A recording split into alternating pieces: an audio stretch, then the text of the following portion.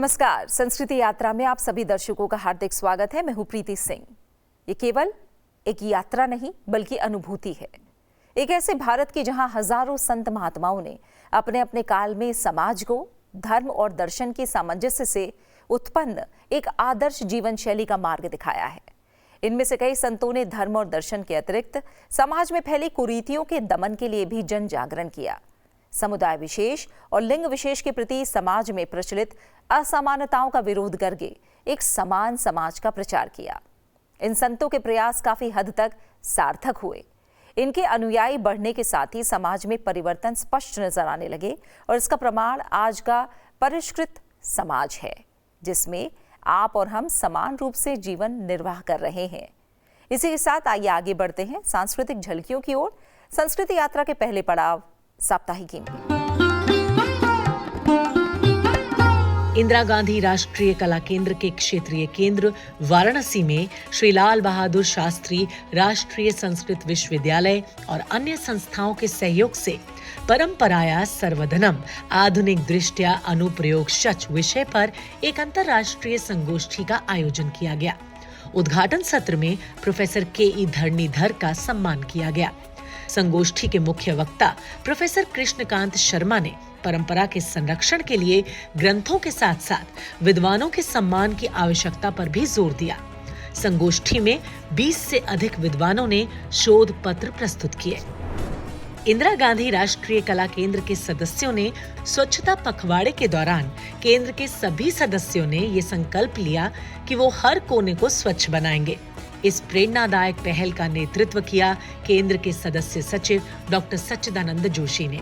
उन्होंने आईजीएनसीए के सभी कर्मचारियों को ये शपथ दिलाई।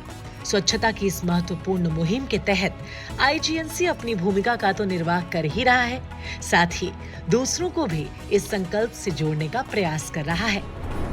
इंदिरा गांधी राष्ट्रीय कला केंद्र में माननीय प्रधानमंत्री श्री नरेंद्र मोदी के संस्कृति संबंधी विचारों और भाषणों के संकलन संस्कृति का 5वां अध्याय का लोकार्पण किया गया। इस महत्वपूर्ण पुस्तक का विमोचन जूना अखाड़ा के प्रमुख आचार्य महामंडलेश्वर पूज्य स्वामी अवधेशानंद गिरी जी महाराज ने किया।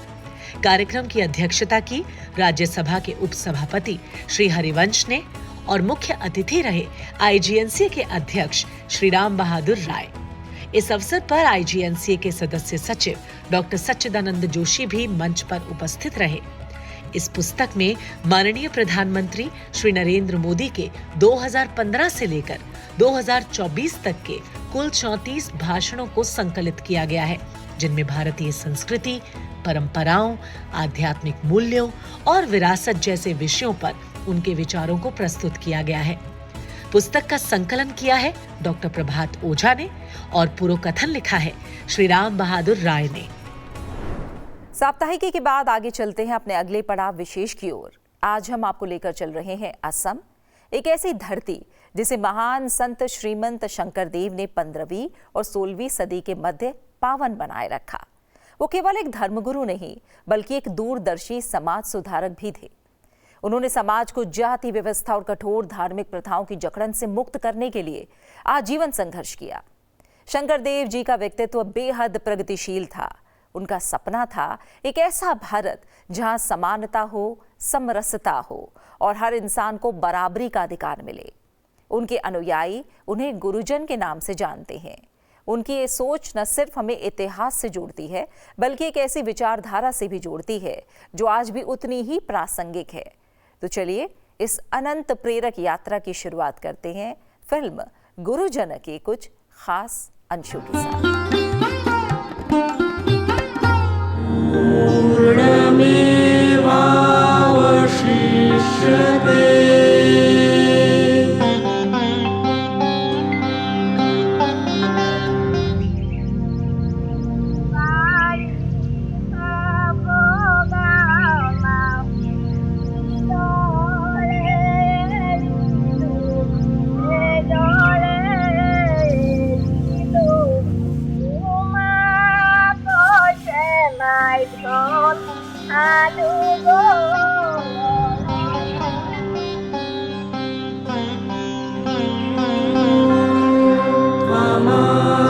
Dewa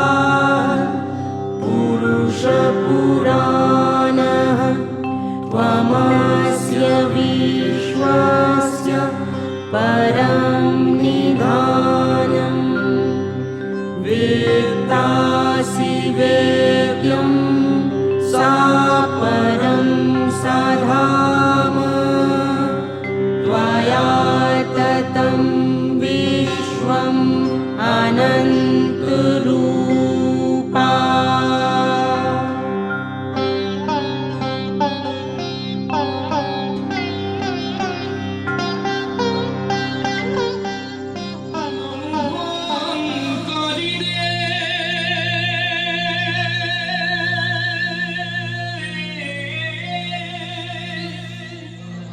মধুমধ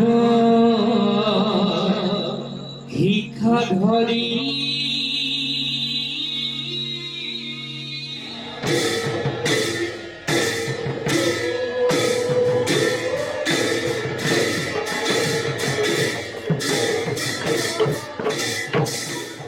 কংস শিশুপাল জৰাসন্ধ দন্তবক্ৰলাদি এই অহংকাৰী সকলক প্ৰথম তেনেকে হৈছে তাৰে হ'ল আমাৰ বিদ্ৰোহ।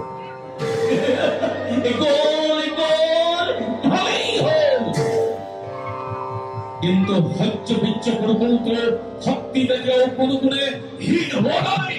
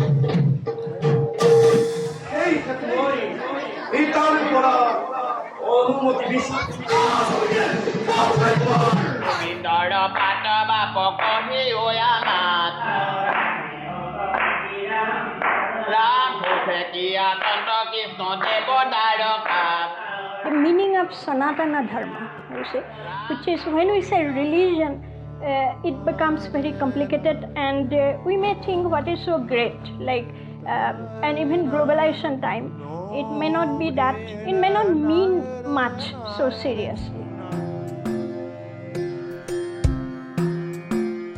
पल में तोला पल में माशा जीवन की इतनी परिभाषा देखो आँख से आगे जोड़ो उससे धागे मन तोरा सच्चा हीरा मन हीरा गाए मस्त फकीरा मन हीरा गाए मस्त फकीरा। कहा जाता है जाकी रही भावना जैसी प्रभु मूर्ति देखी तिन तैसी। और इसलिए जिस संत ने अपनी आस्था के लिए जैसा मार्ग उचित समझा वैसा मार्ग समाज को अपनाने के लिए प्रेरित किया। वो चाहे चैतन्य महाप्रभु हों या वल्लभाचार्य हों या श्रीमंत शंकर देव, तीनों ने अपनी अपनी तरह से समाज को प्रेरित करने की कोशिश की। एक तरफ सगुण भक्ति थी, एक तरफ निर्गुण भक्ति थी, एक तरफ एको हम बहुश्याम का उदाहरण था और एको हम बहुश्याम में सारे समाज को कहीं न कहीं ये दृष्टि देने की आवश्यकता थी कि आप सब में ईश्वर विद्यमान है। इसके साथ ये भी एक उदाहरण था कि हम प्रतीकों के माध्यम से किस तरह अपने आप को ईश्वर की उस आस्था में जोड़ सकते हैं। इन दोनों के बीच में चाहे हम श्रीमंत शंकर देव हों या चैतन्य महाप्रभु हों, इनके बीच में बहुत अंतर उस दृष्टि से नहीं है, सिर्फ आपकी आस्था पद्धति का अंतर है। अंततः तो मार्ग कोई भी हो, हम सबको ईश्वर के पास ही पहुंचना था। हमने देखा कि प्रारंभ में जब श्रीमंत शंकर देव ने अपना पूरा का पूरा विचार समाज के सामने प्रस्तुत किया, तो उस समाज ने भी बहुत आसानी से उसे स्वीकार नहीं किया। शुरुआत में उन्हें भी बहुत बड़े विद्रोह का, विरोध का सामना करना पड़ा।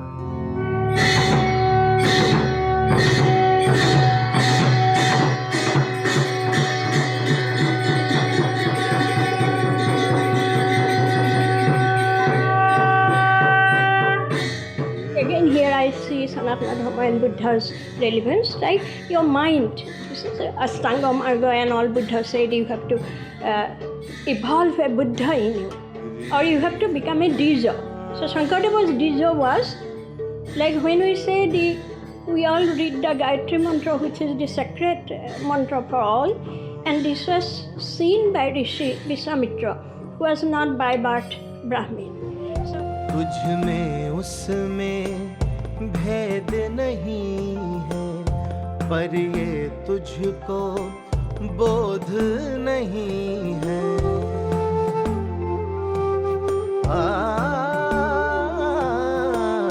तुझ में उसमें भेद नहीं है, पर ये तुझको बोध नहीं है। आगे देख उजाला उसका ओढ़ दुशाला, मन तोरा एक अधीरा, मन ही रगाए मस्त फकीरा, मन ही रगाए मस्त फकीरा।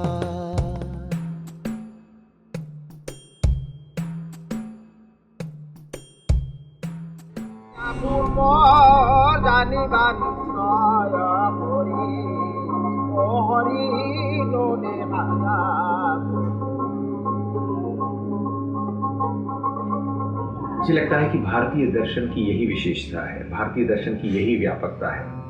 हमारे यहाँ शैव भी हैं, वैष्णव भी हैं, शाक्त भी हैं, स्मार्त भी हैं। हमारे यहाँ सबके पास अपनी अपनी आस्था के स्थानों को चुनने का अधिकार है, और इसीलिए एक ही स्थान पर अलग अलग शक्तियों का, अलग अलग आस्था का भी आपको प्रात्यक्षिक मिल सकता है। और इस दृष्टि से मुझे लगता है कि असम की भूमि अपने आप में एक बहुत अनोखी भूमि है।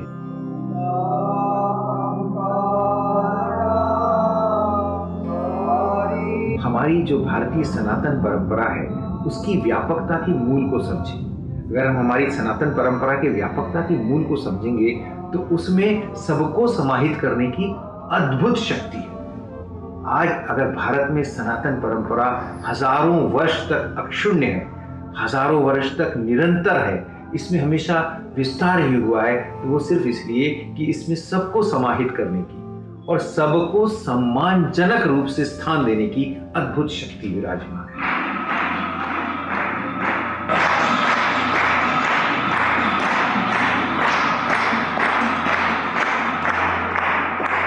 Of course, that was a Renaissance period. It was a spiritual wave period. Spirituality is the basis of our nation's progress. That's why in Bhagavad Gita also it has been clearly mentioned. Yatra Yogeshwara Krishno यत्र Partho धनुर्धरः Tatra Srir Vijayo Bhutir Dhruva Nitar Matar Mama. The last sloka which has been depicted in Bhagavad Gita, that is a principle. The youngsters must imbibe the Yogeshwara principle of Ankardeva and also the Partha's fighting spirit, Arjuna's fighting spirit, also from Ankardeva. In that way only we can go forward, and that's why we are all saying Ankardeva is to be remembered, is to be studied properly, and for the future of this great nation, Ankardeva is the most necessary part to be included in the study material, and we have to go after him and accepting and adoring and respecting him as the icon of the young India. तेरा उसका ऐसा नाता, बीच तिहारे कोई ना आ। अभी आपने देखी film गुरुजन की एक ऐसी प्रस्तुति जो आध्यात्मिकता और समाज सुधार के अद्भुत संगम को दर्शाती है। अब बढ़ते हैं अपने अगले पड़ाव धरोहर की ओर, जहां आज बात होगी भारतीय संगीत की उस आत्मा की जो निशब्द रहकर भी मन को छू जाती है, यानी भारतीय वाद्य यंत्रों की। तानपुरा, वीणा, सरोद, वायलिन, सारंगी, बांसुरी और सितार, ये सभी वाद्य यंत्र न केवल भारतीय संगीत को संपूर्ण बनाते हैं बल्कि हमारी सांस्कृतिक विरासत का अहम हिस्सा भी हैं। इन्हीं में से एक है सितार। भारतीय शास्त्रीय संगीत का ये वाद्य यंत्र अपनी मधुरता और गहराई के लिए विश्व भर में जाना जाता है। सितार को इस ऊंचाई तक पहुंचाने में कई महान कलाकारों का योगदान रहा है। ऐसे ही एक महान सितार और सुरबहार वादक हैं पंडित पुष्पराज कोष्टी। संगीत परिवार में जन्मे पंडित जी डागर ध्रुपद परंपरा से संबंध रखते हैं और आज देश विदेश में भारतीय शास्त्रीय संगीत की एक अनमोल धरोहर माने जाते हैं।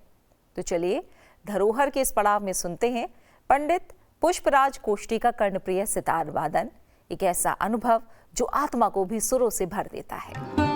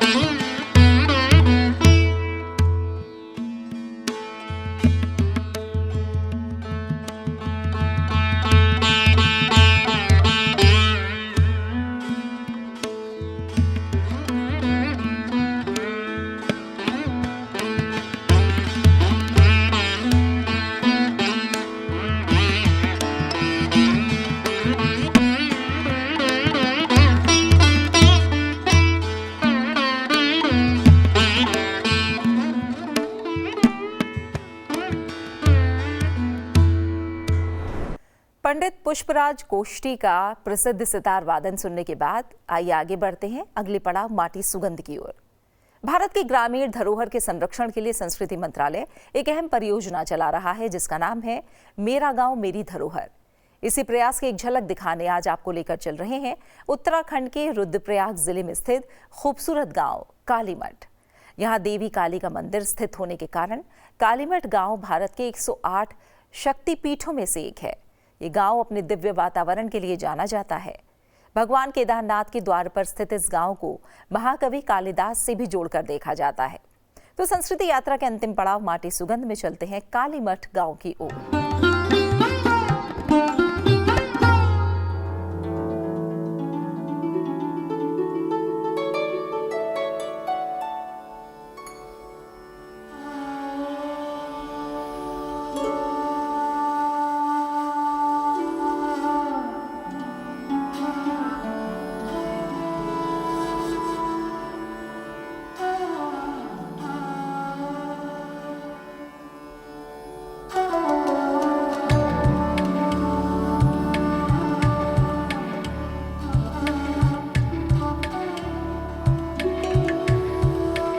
कालीमठ गांव 1800 मीटर की ऊंचाई पर स्थित भारत के 108 शक्तिपीठों में से एक है। ये गांव एक स्वास्थ्यप्रद और दिव्य वातावरण प्रदान करने वाली प्रकृति की गोद में स्थित है।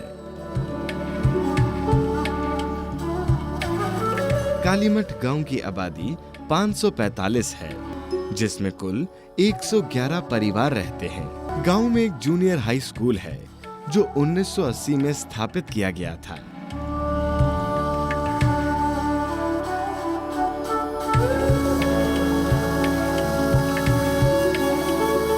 गांव में अन्य सुविधाएं भी उपलब्ध हैं, जैसे कि एक प्राथमिक आयुर्वेदिक चिकित्सालय, एक आंगनवाड़ी और एक ग्राहक सेवा केंद्र भी है।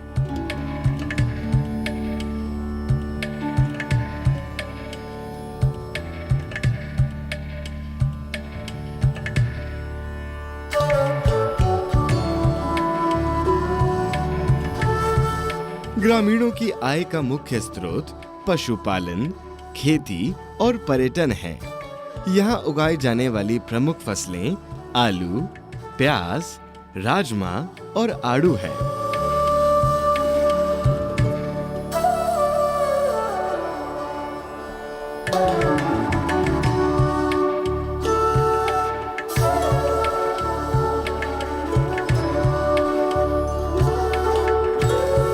कालीमठ में देवी काली का मंदिर स्थित है।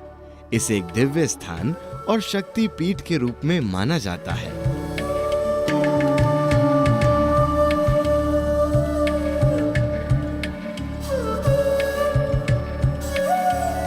एक लोक कथा के अनुसार कालीमठ वो स्थान है जहां देवी काली ने राक्षसों को हराने के लिए 12 वर्षीय लड़की का रूप धारण किया था। निशुंभ और रक्तबीज राक्षसों पर विजय प्राप्त करने के बाद ब्राह्मण को बचाते हुए देवी काली यहाँ भूमिगत हो गई थी और गांव में आज भी एक चट्टान है जिसे उस राक्षस का सर माना जाता है।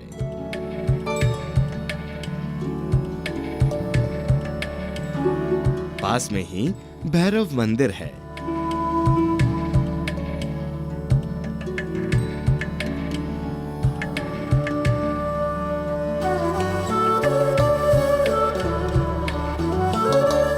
कालीमठ गांव का प्रसिद्ध मेला नवरात्रि मेला है।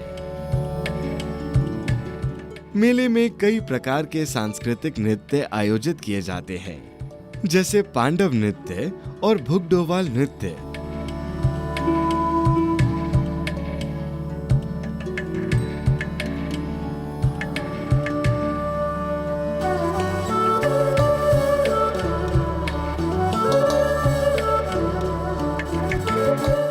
हिंदू धर्म की पौराणिक कहानियों, सुंदर झील और घाटियों से घिरा ये गांव अपने इतिहास को बहुत सुंदरता से दर्शाता है। ये थी आज की हमारी संस्कृति यात्रा। आशा है आपको पसंद आई होगी। इस कार्यक्रम को लेकर आपके सुझाव हमारे लिए बहुत महत्वपूर्ण है, इसलिए अपने सुझाव हमें जरूर भेजें। हमारा ईमेल आईडी है sanskriti.ignca@gmail.com। आपसे फिर होगी मुलाकात सनसेट टीवी पर अगले हफ्ते आज ही के दिन इसी समय संस्कृति यात्रा के अगले एपिसोड में। तब तक के लिए नमस्कार।